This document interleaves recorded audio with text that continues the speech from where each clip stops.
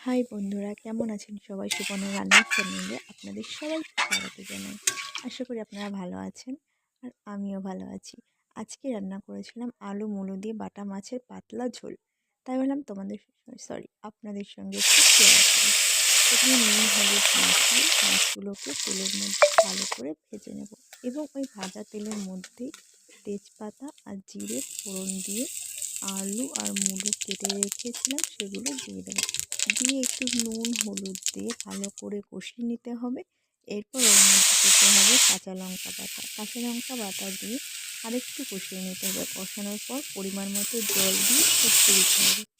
যখন জলটা ফুটবে তখন আমরা জিরে আর আদাটা বেটে দেবো। আপনারা চাইলে কষানোর সময় দিতে পারেন, বাট আমি এটা ঝোলের উপরেই ভালো, ফ্লেভারটা খুব ভালো লাগে আমার কাছে।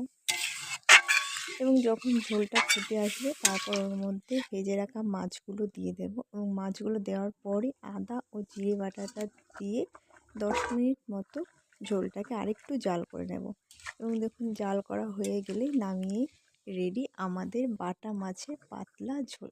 দেখুন তো বন্ধুরা, কেমন হয়েছে? আপনারা ট্রাই করে আমাকে বলবেন।